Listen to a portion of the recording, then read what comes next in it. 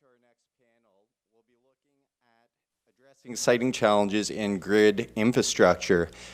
Don't need to tell anyone in here that linear infrastructure at the best of times is challenging, certainly not the Canadians.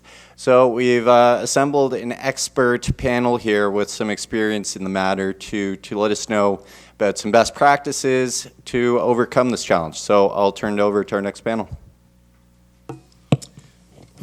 Thank you. Good afternoon, and I think we're not the panel right after lunch, so that's good.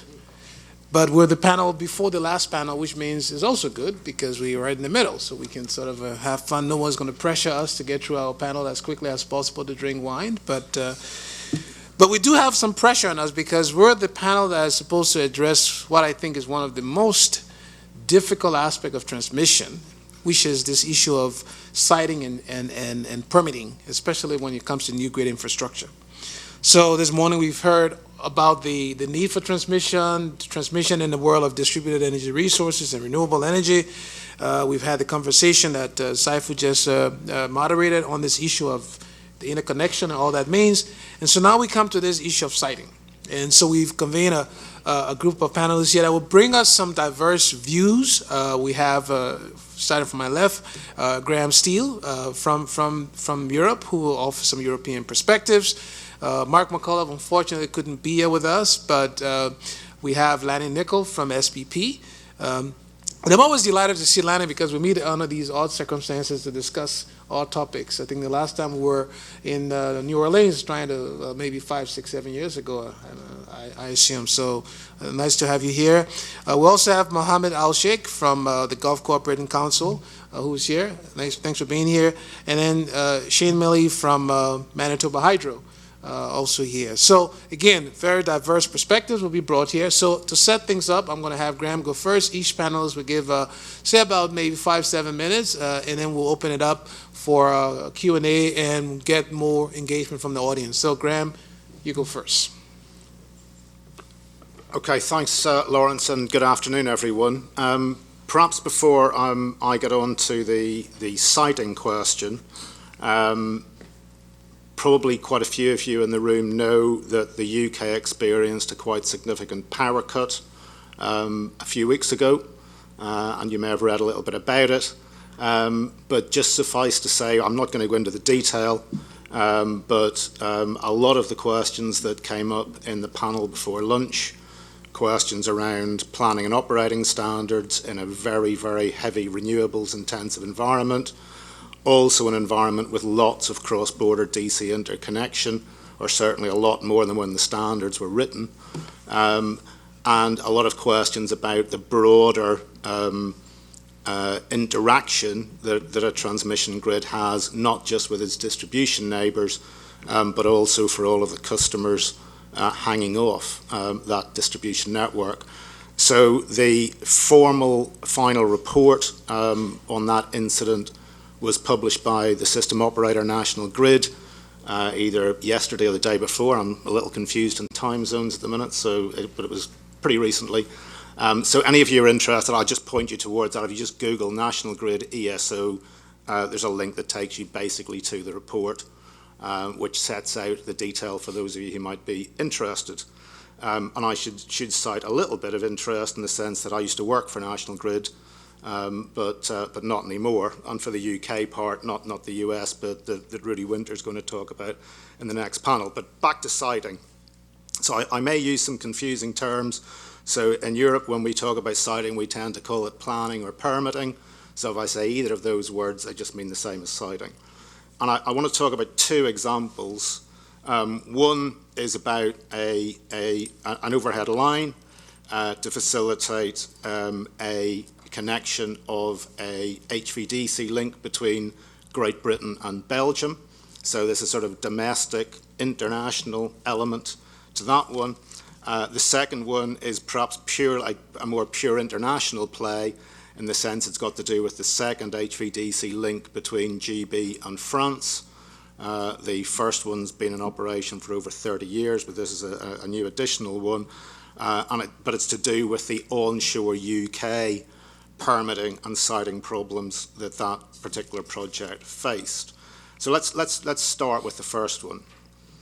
So this is a straightforward overhead line, if there is such a thing, between Canterbury, which many of you will have heard of because it's a very famous old city, and if any of you did English, you would have perhaps done Chaucer's Canterbury Tales, so that you'll know about Canterbury. And it was basically to connect Canterbury, which was the sort of the main hub, back into the grid, with Richborough, which is basically near Dover, and is an old power station site where the converter station for the Belgian link was going into. It's a 400 kV line, 260 kilometres, which in North America terms is pretty small, but in UK terms is quite big. So the UK network's got about 14,500 circuit kilometres of overhead line. And also significant in the sense that this was the first line to be built in this region of Britain for 25 years. It was the first transmission line basically the first transmission line anywhere in GB to be built this century. So that may give you some clue as to the fact that there haven't been very many before, that planning and permitting and siting is pretty difficult there as it is everywhere else. In terms of the project itself, across those 260 kilometres, it's a 60 pylon line, and it had to cross 8 roads, 3 rivers, and 3 railway or railroad crossings as part of that. So a lot of interaction with existing infrastructure, a lot of interaction with the existing communities and the environment.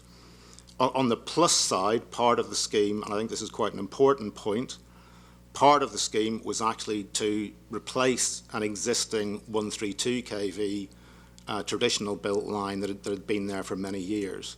So basically, part of the selling of this was that an old line would be taken down, and yes, there'd be a new one in its place, but the overall net impact would not be that great.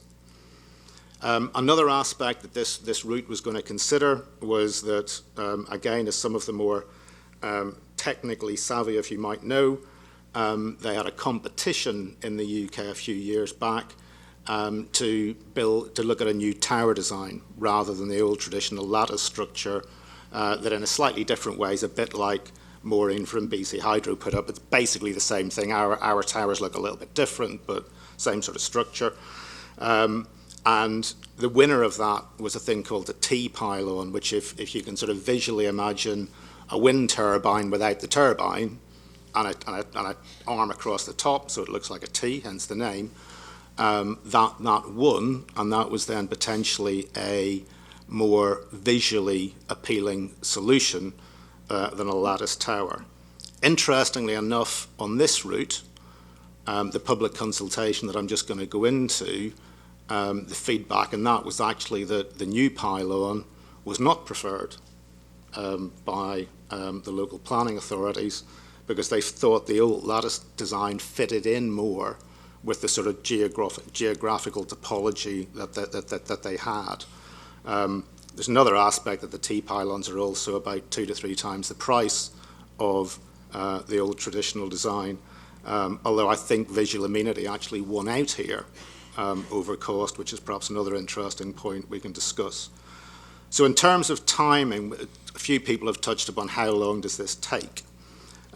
So this project more or less began in 2013, and the construction was finished in December 2018, so just at the end of last year. The success of this project was built on 2 years of very intensive local consultation, very intensive community engagement, a lot of science, technology and maths interaction with local schools. So about £100,000 was pumped into about 18 local schools to, among other things, explain to the kids what this project was going to do. And part of the benefit of that was that they went home and asked their parents about it and told their parents about it.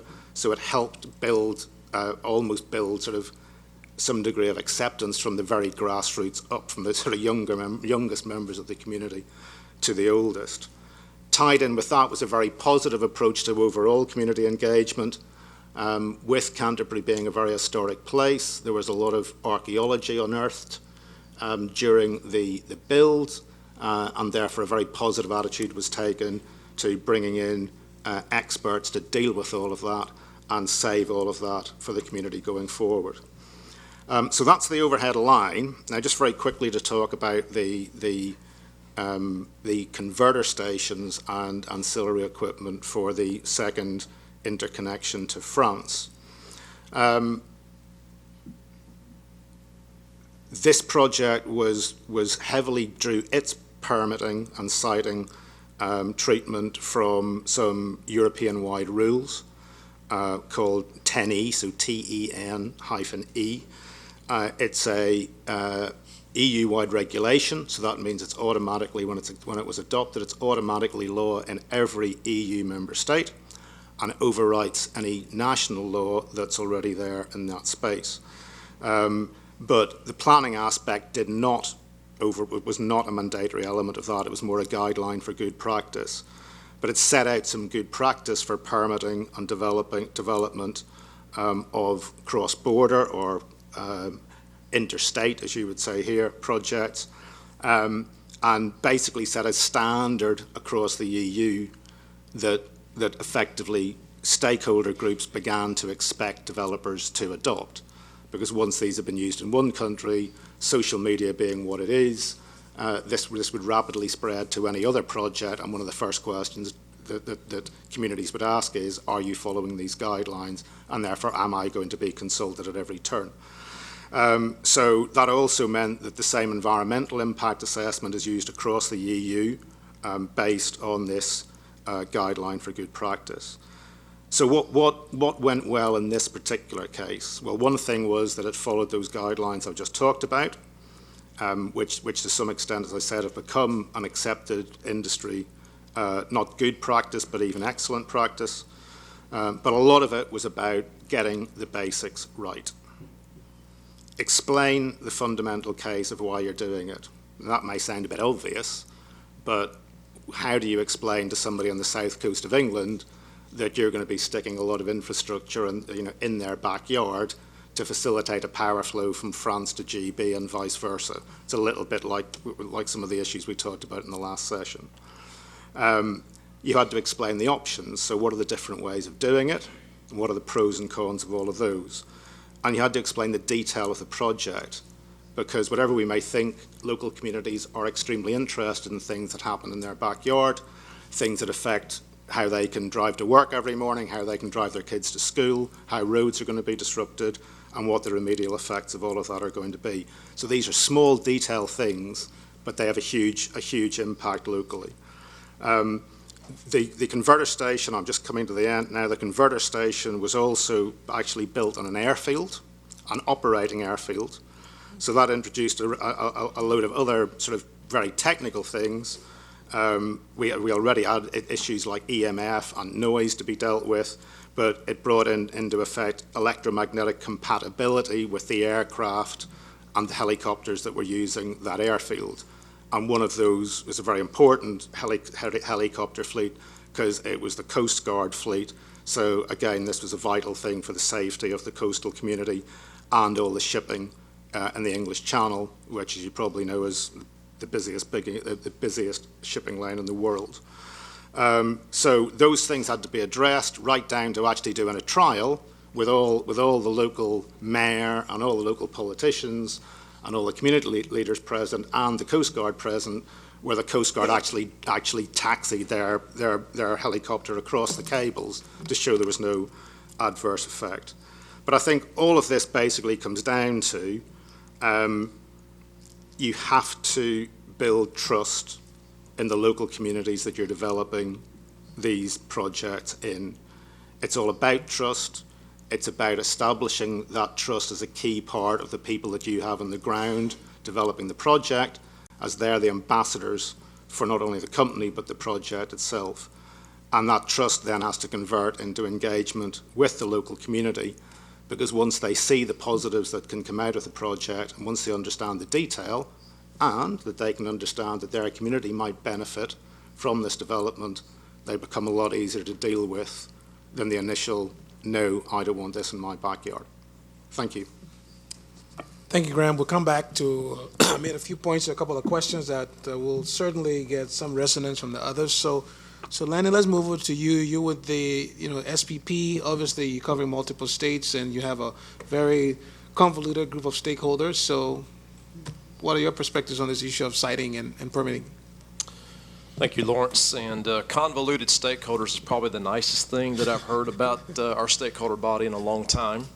But let me just begin by saying thanks for the opportunity to be here. I appreciate the opportunity to participate on this panel and talk about a subject that, frankly, I'm not as close to as I'm sure a lot of you guys are.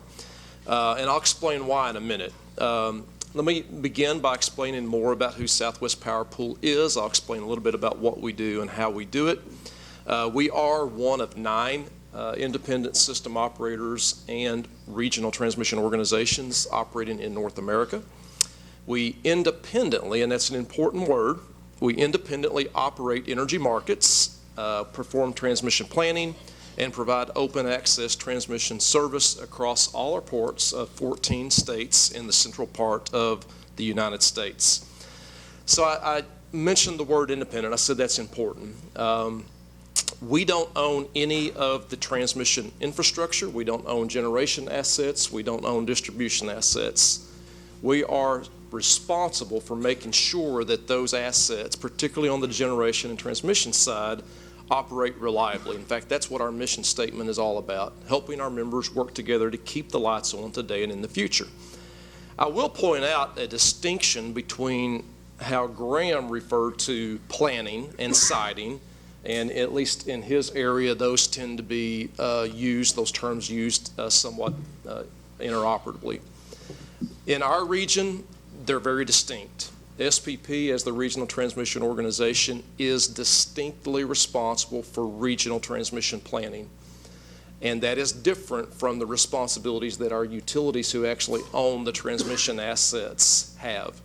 They are the ones that are responsible for constructing those assets and procuring all of the necessary approvals, the permitting, the siting. Those are their responsibilities. There is a handoff once the Southwest Power Pool Board of Directors approves a transmission product or a project that comes out of our regional planning process.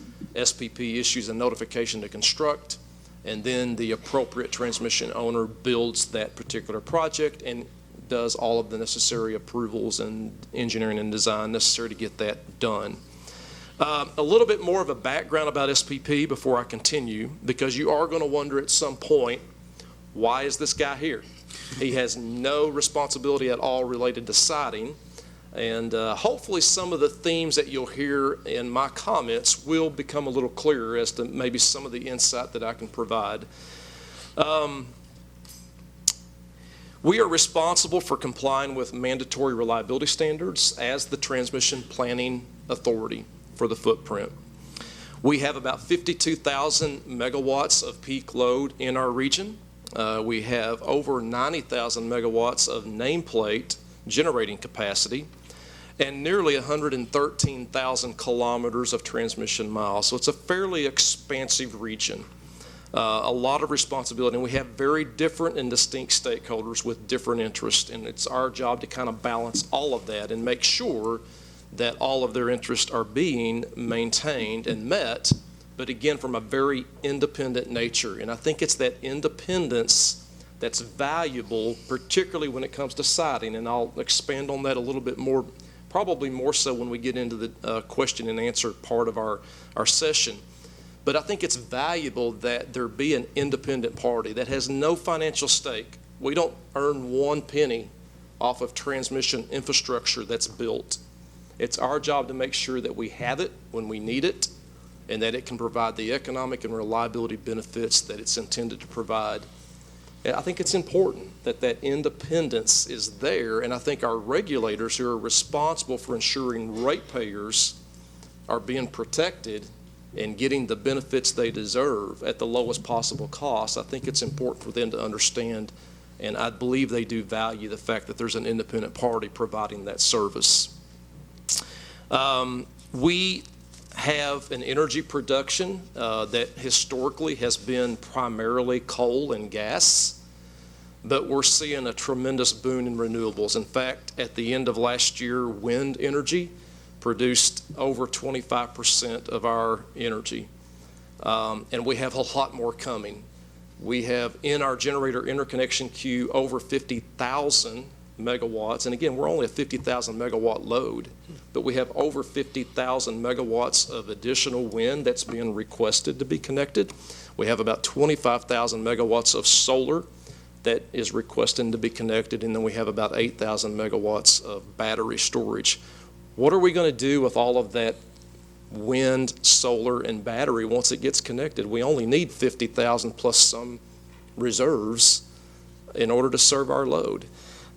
Transmission is necessary. It's going to be very critical in order to deliver that to where it's needed, and in some cases we're going to have to find ways to export it.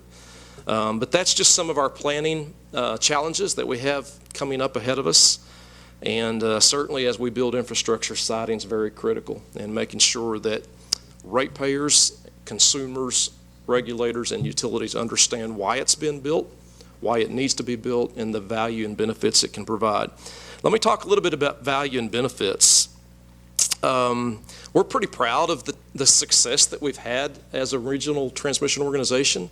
We were first approved by FERC about 15 years ago, and since then we've seen about $8 billion of transmission infrastructure that has been invested and constructed. We have a couple $1 billion left in our plans for the next 5 to 6 years. But we've done studies about the value that that's provided. We believe it's already provided significant value and will continue to provide significant value in the future. We completed a study in 2016 that really assessed the value that 3 years worth of construction provided during the first year of operation of what we call our integrated marketplace. This is a marketplace that provides energy and both day ahead and real time, as well as a day ahead unit commitment market. Just in that 1 year of operation, those projects, again, 3 years worth of investment, yielded about $240 million just in that first year of adjusted production cost savings. Over the life cycle that we assess, we expect those projects to provide a benefit to cost ratio of 3.5 to 1, meaning for every dollar you invest, you expect to get $3.5 worth of benefits. That message needs to be communicated. It's very important to communicate that because ratepayers oftentimes don't understand it. And it's hard to communicate it. It's not easy. Even with engineers in the room, it's hard to communicate exactly how that benefit is derived and how it's yielded. Got to do a better job of communicating that to ratepayers to help them understand that we're not doing this just to earn money. And utilities do. They do earn money on investment in a lot of cases. But it's also about keeping the lights on, and it's about providing access to cheaper and cleaner energy to all consumers. I'm going to stop there. Again, look forward to providing maybe some more of my experiences and observations that might be useful in helping to develop your strategies for siting. Thank you, Lanny. We'll certainly come back to this issue about communicating the value of transmission. I think I want to dig a little deeper into that. So Shane, one of the things I like about this panel is we have several different geographies being represented here. And obviously, Manitoba, you have your own unique geography, which means you have your own unique set of siting challenges and problems. So can you provide your thoughts on this topic? Yes, good afternoon, and thank you for the opportunity to speak here today. As Lauren said, I work at Manitoba Hydro. We are a vertically integrated, publicly owned utility. We have over 14,500 kilometers of transmission within the province, and we're over 99% hydroelectric. Manitoba Hydro serves all the customers within Manitoba, and we're also interconnected with the provinces of Saskatchewan, Ontario, as well as several interconnections with the USA.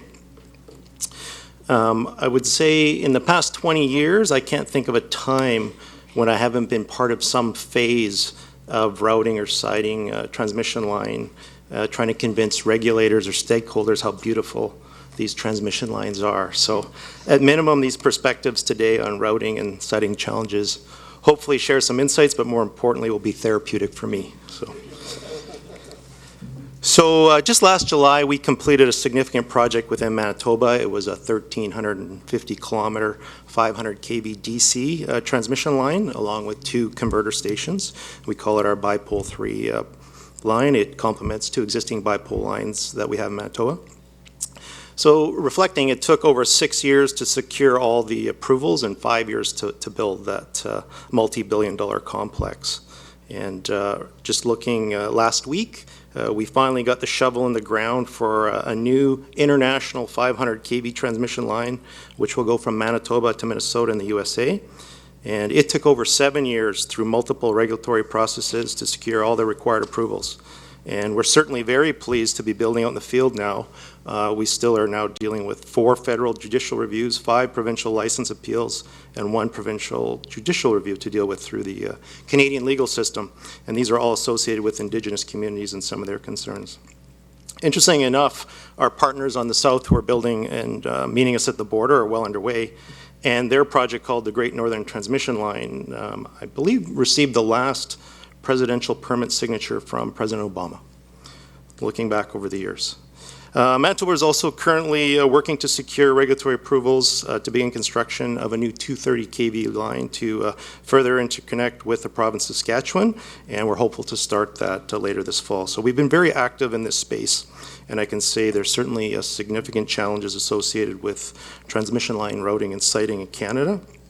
I'll just share a few quick ones, but certainly the multiple federal and provincial regulatory processes, along with all the various agencies and departments and the like, certainly cause a lot of jurisdictional issues and overlap. And with that, of course, the length of time to get these approvals is, of course, concerning, challenging, and costly, and to say the least, exhausting for those involved. And some of the uncertainty related to the engagement with Indigenous peoples and the communities around their expectations and the ongoing efforts of reconciliation in Canada, the implications and the overall social licenses that a utility needs to secure. I will share on a very positive note, the federal government of Canada very recently, just in August, announced the formation of a new Canadian energy regulator. This is coming into effect obviously just very soon. And we were fortunate enough, I guess, or unfortunate, to go through the very last old system. But this will replace the previous federal regulator formerly under the National Energy Board.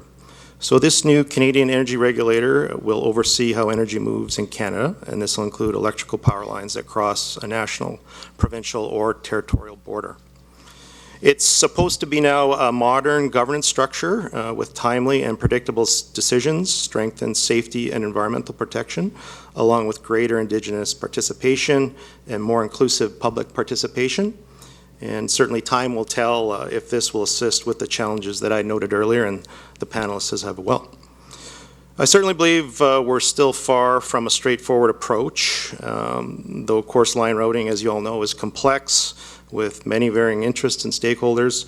And I do believe a rigorous, transparent, and open process is a very good thing, and that will allow for the best decisions moving forward. So this updated process may still have jurisdictional issues and uncertainty with Indigenous engagement, and we'll see what that looks like. Certainly, I mentioned the path to reconciliation in Canada, which means a lot of different things to a lot of different people, obviously, and it's going to take time, and it'll be a winding and long path, and it now is embedded in the approval process of some of the projects I mentioned earlier.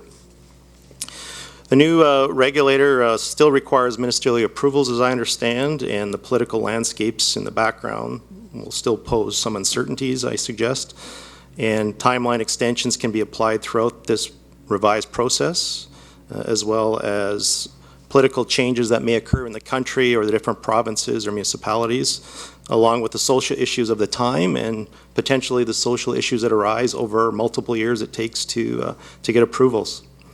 So certainly understanding all the complexities and these implications with line routing can be daunting, but in our company we've been using a very open and transparent methodology based on the EPRI GTC model on overhead electric line routing, which has been very helpful, and regulators are recognizing how effective that can be, and it really helps us determine our final preferred routes. We're also very open to learning from the likes of the colleagues in the room and my colleagues through the CEA across Canada, and we openly share best practice and what challenges the industry faces of the day as we continue to move forward. So I thank you for this opportunity. Thank you, Shane. And last, not the least, Mohammed, you're from a very unique place in the world. GCCIA, you have a transmission line that interconnects 6 countries. So talk about stakeholder engagement across multiple countries. So offer your remarks. And in the meantime, please start sending your questions in. So once you're done, we jump into the Q&A. So Mohammed, over to you. Thank you, Lawrence. Good afternoon. I'm delighted to be here to share our experience and also learn from the experience here. Before going and talking about the permitting or siting, or we call it investment decision process, let me first introduce GCCIA. So for those who doesn't know GCC is the Gulf Cooperation Council countries. They are the Arab Gulf countries in the Middle East. There are 6 countries: Kuwait, Saudi Arabia, Bahrain, Qatar, United Arab Emirates, and Oman. Qatar and Oman. So they have decided in 2001 to establish this entity called GCCIA, Gulf Cooperation Council Interconnection Authority. So they created it. It's a government ownership. Every country has ownership in this company with a mandate to establish and create this interconnection and then operate it. So the interconnection is a 50 hertz network. The 5 countries coupled or interconnected with the Saudi 60 hertz system through a back-to-back converter station. The 5 countries, they are synchronized in the way they are connected with high capacity 400 kV lines on the basis of N-1 planning criteria. So each element is, let's say line is about 1,400 megawatt capacity. So we have 2 of them in -1. We have been in operation since 2009, 10 years experience in the way we provide this interconnection. Mainly the objective was in the beginning to provide emergency support for the member states, the countries, which we have done for the past 10 years. It was a success experience. However, the basis was also at the time was to reduce investment by sharing installed capacity reserves and also sharing spinning reserve, which we have done to some extent. Now we're moving forward to establish electricity market and try to trade based on economic reasons than just emergency support. So if we talk about our experience in terms of emergency, we're okay. In terms of our experience to try to increase the exchange between countries based on economic reasons, I have to admit we're not so successful so far, basically because maybe some of the people already mentioned the sovereignty and the trust between the countries, especially if there are some political uncertainties. So countries or member states wants to keep their full installed capacity within themselves. However, they trade only when there is a need on the need basis. The combined system is about 120 gigawatt installed capacities. Now member states have excess capacities around 20 gigawatt over and above their demand requirement. So that's the who we are, GCCIA. On the question of permitting, maybe some of the answers, we have, of course, we have solved the question of permitting to some extent, but also we have also other issues. And that is because the way we structured our network and the way we structured our organization. I think we are unique in the way we structured our network. So far, you've been talking about interconnection between countries. It's bilateral in nature, but our interconnection is not that way. It is a backbone system, starting from north from Kuwait through Saudi Arabia geography, then tapping to Bahrain, Qatar, United Arab, and then UAE. The whole network is owned by this company called GCCIA, which is owned by the 6 member states. So in terms of organization, it's different. We have a board of directors. They are the CEOs of the electricity sector in that region. And then they report to the ministerial committee. We call it Electricity and Water Ministerial Committee for the GCC countries. So in terms of approvals, mostly we have a local, let's say, local approvals is more important than the outside approval, because once you have the acceptance within the local, when I say the local, within the CEOs, and then the ministers, then the rest of it become not easy, but at least easier. Again, one of the issues we have the shareholders. They are also the customers. So when it comes to cost and benefit, they would like to maximize benefit, but of course they don't like to maximize or share or even put cost, which put also challenges to our organization. So in terms of course, cross-border issues, we have political challenges we have to address, but the way this organization is set up, it actually kind of addresses some of these cross-border issues. In the way, first we signed the agreements, and the agreements put conditions and terms on each member states, and one of them is to provide all kind of permitting or approvals or even right-of-ways before actually we start the going through the construction. Of course, in terms of decision-making process, we're talking about long-term investments. So long-term means we're talking about 5 years, 10 years, 15 years, and you can imagine the amount of uncertainties. And how we do it, we build normally, as everybody, every utility does. We do like a CBA, cost-benefit analysis, to establish the cost and benefits. And the problem is normally to identify and monetize the benefits. And to add to this complexity, within our organization, we have to also show the benefits each member state or each country gets out of any kind of project. So this is in a nutshell my story. All right, well, thank you. Lots of questions have come in. I'm going to categorize them. I'll put them in 3 or 4 categories, and I'll bring up one category, we can address it. And I think the first category is where you ended off, Mohammed, when you mentioned the word politics.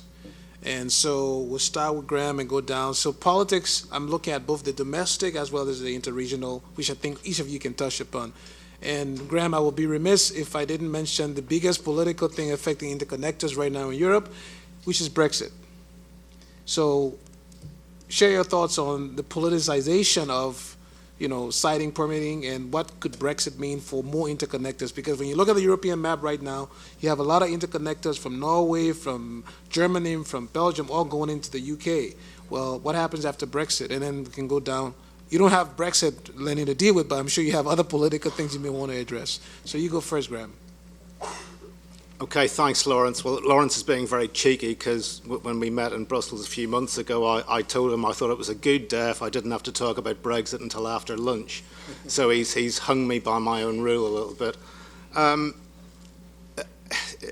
The simple answer to your question is, like with everything to do with Brexit, the impact on the energy sector is significant, and much more significant than the voter or the electricity consumer appreciates. The UK, as a member of the EU, has previously signed up to interconnector targets for the whole of the Union, first of 10%, now 15%, and largely as a result of those targets, which were not mandatory targets, unlike many things in the EU that are mandatory. Quite a few things are not mandatory. They're more issues that the individual member states are allowed to determine their own answer to. So the good thing about targets, as I think we've seen with Paris and with the other environmental targets that have preceded that, is that they do focus people's minds and they give people something to shoot at. So the UK's level of interconnection has gone up from something like, 2-3%, to north of 5 now, and when all of the interconnector projects under construction get built, plus one that's pretty close, it's done FID, so it's entering construction now, they'll be well on the way to the 15% number, and certainly in the double figures. That is the physical infrastructure part aside. The other aspect is that that from the GB end, these are semi-merchant assets. So some of them are actually totally merchant assets. Some of them are merchant assets with some regulatory relief at a European level. I'm thinking of the one between GB and the Netherlands. And the newer family, Nemo to Belgium, IFA 2 to France, Viking to Denmark, will be covered by something called cap and floor, which is a semi-regulatory regime, which basically means that anybody investing in the project at the GB end can't lose their shirt in very simple terms. And if they make a profit above an agreed target, they give some of that back to consumers. If they go below the floor, hence the cap and floor term, national transmission tariffs support the project. All of the trading on those links is covered by EU-wide rules. So what's happening at the moment is, in terms of having to plan for either a no-deal Brexit or something that looks remarkably like that, the GBN's having to put in place a whole parallel set of rules, 100% of which will be totally redundant and not required if either we don't leave or we stay on with a deal. So what it's caused is a huge amount of confusion, a massive breakdown in trust with the very partners that we have spent 40 odd years developing relations with, and a overall bad deal for consumers, because some of these sort of white elephant costs will have to be borne somewhere.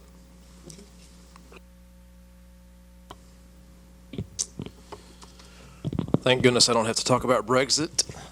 So appreciate that, Graeme, for taking that one for the team. So politically in Southwest Power Pool,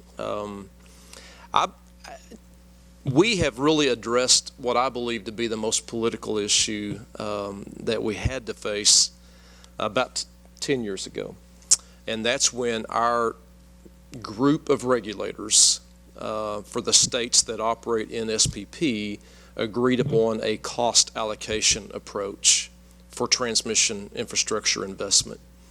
And that wasn't easy. It was very difficult, very challenging, because you can imagine in some states, they saw even at that time the potential for renewable expansion. In some states, they didn't. In some states, they embraced coal heavily.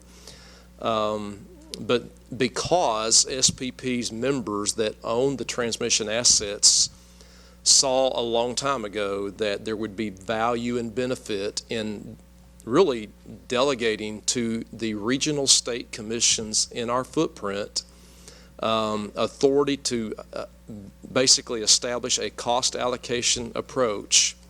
And because that group of regulators agreed on how to do that, we've been pretty successful in building transmission because we've got agreement on the front end as to how that's going to be paid for. And as you probably know, an interconnected system provides benefits to multiple parties. Very seldom is a single transmission line built that doesn't benefit more than just the party building it. And so politically, it's very hard for an individual utility to build transmission that benefits other parties or to pay for transmission that doesn't benefit its own ratepayers. So politically, I believe that's the best example that I can give you of how we've dealt with not only being able to get transmission approved, but even cited. Because the regulators that were at the table 10 years ago that came up with a cost allocation mechanism appreciate and understand why that was done. And when transmission lines are independently verified as being needed and have to be cited, they have a much deeper appreciation for why. And it's really going a long way toward incenting and really facilitating a much faster citing process.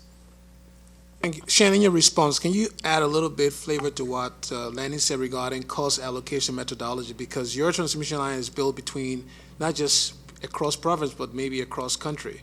So how do you deal with the cost allocation when it has to do with the U.S. side and the Canadian side? Can you incorporate that in your response? Yeah, I will certainly incorporate that at the end. And I'll start just by, again, sharing that Manitoba Hydro, we're government-owned, so we're Crown Corporation. So no matter what we're dealing with in line routing or siting, it's political just in, of course, the complexities of that actual project, but every other issue related to the government of the day. So that comes to the table when we're, of course, talking about any new development or project. Generally, there's different drivers to why we would, of course, build emanating in Manitoba. It could be for just reliability enhancement and or capacity increases because we have local growth, which are positive things. And generally our customers and the local governments and the provincial governments are quite supportive of that because those are usually good news stories. It doesn't necessarily make the routing process any easier, but there are those political pieces at least supporting. And similarly, if we're looking to cross into another province and or to the United States, federally, I'd say it's always been generally very supportive because it's a positive development overall. There's a positive business case, and certainly I haven't seen anything to which would detract from that. But what comes into play then is the length of time and the change in political leaders. So those whom were vehemently opposed early on as we're going through the multiple years of approvals suddenly get into power and now are faced to own this. And their supporters whom they thought were trying to stop a project are now in the middle of somehow trying to help propel it forward. So, of course, there's complexities, but it adds time and exhausting reviews and repetitive nature. That also happens in the Indigenous communities as well. If you're working anywhere in Manitoba, there isn't a place where you wouldn't be engaging First Nation communities because there's 63 in Manitoba and they all have laid claim to multiple areas that you would be traversing. And of course, these types of developments require their constitutional rights be discharged under the Constitution. So both the provincial and federal governments would be engaged to make sure that happens. And there's a lot of historical impacts that the First Nations have endured, to which, of course, they want to bring forward on any of these pieces. So the political piece, even in those local communities, of course, can be quite emotional. Historical pieces come to light. But even as you rationalize or move forward in those communities, in some of those communities, every 2 years there's a brand new chief and council. So you're back to square one depending on whom's there. So with respect to the costing allocation within Manitoba, where we're fully funded, government owned all the assets, so it's pretty straightforward there. And when we go beyond our borders, it's truly similar to what you'd expect in other jurisdictions in Canada. You have a partner, and they would look at that allocation within their jurisdiction, and it's usually a border exchange from there. Thanks. Mohammed, quick comment on the political aspects of your work. Okay. First, let me share also this cost allocation and how we do it. What we do actually is, we have, again, as a structure, we have operation committee, we have planning committee, they have to establish benefits, and these committees are represented by the member states themselves. So they verify or validate the information or the data or even the study results. And then, accordingly, the costs allocated based on the benefits that they receive. But this is not easy. This is well, easy said, but this, in practice is actually very difficult. And quite often, you get entangled and you do the cost-benefit analysis, you go back again, and back and forth until a time that you have to validate the input data, because the input data is you're talking about data in the future. In the next 2 years, probably the data has changed. So you need to change also the results. In terms of the political aspects, of course, again, especially in our region, they are very, in terms of the political environment, they're very volatile, and you have seen it also. Recent issues we had within the GCC between Qatar and the rest of the GCC countries. But the good news, because the structure because of the agreement or the structure that was used to build this interconnection, it was built on the basis of international treaty. So anything bilateral got affected, anything international did not. So our business was business as usual. It was not really interrupted. So it's all about how you structure your contract or the agreement. So I want to take one or two questions from the audience, but I want to focus on one thing that I think we can all resonate with you. And the word you used, Graeme, you said trust. So building trust. So let's talk about it. How do we build trust? How do we reach the point where everyone in this room can go home and take a sticker I just made, which says, "I love transmission," and put it on the back of their cars? Right? That's the giveaway you are going to get for your gift today when you leave from here. A sticker that says, "I love transmission lines," and everybody will promise to put it on the back of their cars because you guys love transmission. That might help to build trust. But more seriously, how do we build trust with our stakeholders when we're doing these sort of a cross-border or even intra-border transmission assets where you have costs and benefits? How do you build trust? Okay, well, maybe to start on that, maybe just a little story about how things have changed in even the need to establish trust. Since I first started working in this industry longer ago than I care to remember. So the first bit of this story is the late 1980s or early 1990s, a conference in London, not dissimilar to this one, except it was talking about the whole infrastructure gamut, power stations, transmission, distribution, the whole thing. And we had our sort of keynote speaker was a very senior executive from EDF, so Electricity de France, one of the biggest vertically integrated companies in Europe, also with an international reach. And he carefully explained how they were rolling out their latest fleet of PWRs across France, and a little bit about how they went about doing that. And someone asked him from the audience, what was the key thing they did in terms of engaging with local communities? And this guy thought about this for a little bit and then said in his perfectly clipped Oxford English, when you want to drain the marsh, you don't ask the frogs. So, bearing in mind that he was from France, I think he was probably trying to make a little bit of a joke at the same time, but actually, most of what he said was true. Now, what they did actually do, even then, was they did actually do a lot of community engagement, but they didn't see it as such. So if they were building a big PWR near even the smallest of towns in France, they would normally do something like, totally rebuild a Hotel de Ville or a school or build a swimming pool. But they didn't see it that way. That they saw it, I would hesitate to use the words that might come to people's minds, but they saw it as an inducement, shall we say. So I think that's gone, I think, 180 degrees the other way. And I think the trust thing now has to be very grassroots. And that's why I think a lot of good stuff that's being done, particularly in the UK, is that it's now, I think, certainly before National Grid as the main utility there does anything, it has to be about community engagement from day one. Lanny? I'm glad I don't have to go first whenever you ask one of these really difficult questions. It gives me a little more time to think about it, so thanks again, Graeme. Trust is something that it takes a long time to build and a real short time to erode. And I think as utilities, as regional transmission organizations, whatever your job, whatever your role is in the electric industry, that's something you have to remember. I agree a lot with what Graeme said. Communicate early and often. Be transparent as you can possibly be. Listen, and by listen I mean truly listen.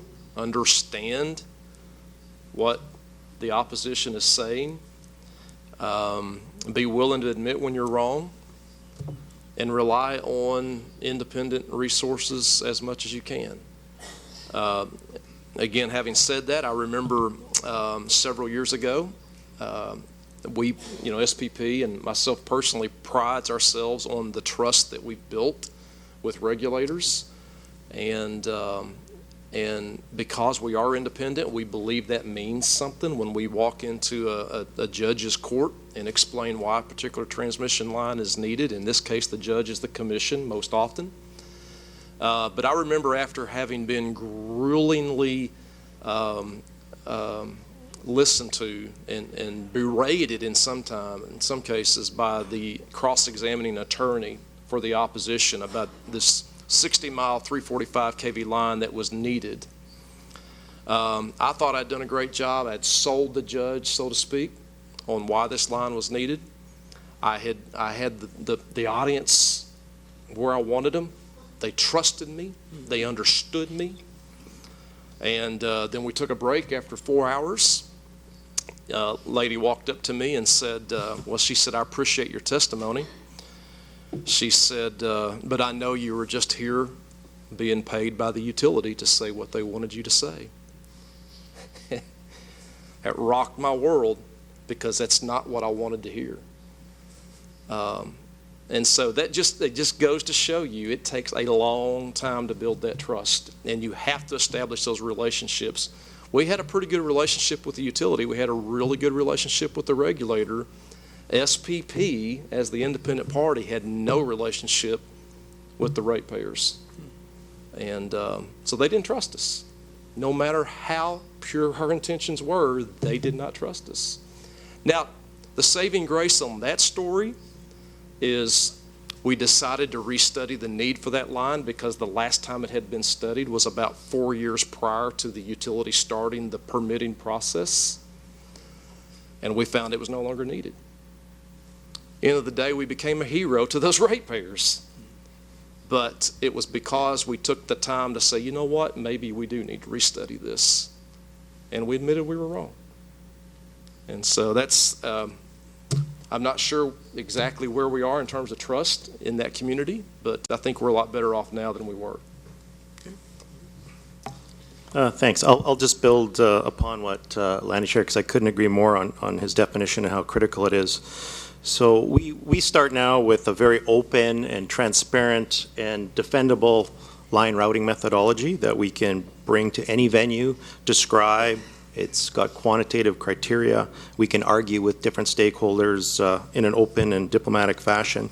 And quite often, a lot of the stakeholders may not like what they're hearing, but at the end, they at least understand and see the different perspectives that we're trying to share through the methodology. If I think of the regulatory bodies, I would say never surprise them if you're looking to establish that trust. So it's ongoing dialogue. It's sharing right up front as new risks come to the front. Don't wait because they never want to be surprised. With landowners, again, it's got to be open. It's got to be ongoing, and we use multiple venues. We use all sorts of different type of media because there's misinformation that can be spread by local media or mainstream media or special interest groups that can sink you. So we're consistent with multi-venues, all sorts of different forms of communication, and what's been very effective in building trust with the landowners is we actually assign an independent liaison to every stakeholder and landowner, and they work through the entire routing siting process over multiple years. So it's not just now an organization that they're building trust with, it's an actual person and a name they can call anytime.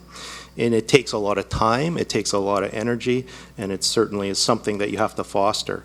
Now, reflecting with the Indigenous communities I touched on earlier, similar, of course, comes to the concept of the trust, but quite often, not only are you trying to move it forward, we're trying to rebuild a relationship that may have been damaged from decades ago from developments in their territory, so there's already mistrust. So it takes considerable engagements, re-engagements, listening, as stated earlier, and including their decision-making processes in what we want to move forward with, so incorporating all of their Aboriginal traditional knowledge in what we do, and really just looking at things from their perspective and taking the time because quite often these communities aren't in a rush because they've been sitting there for decades without a voice. And we're seeing that change. We opened the session this morning with a respected member of the Squamish Nation who welcomed us to their territory. So those are the steps that I see are critical in that trusting relationship. Thank you. Mohammed, you can have the last word.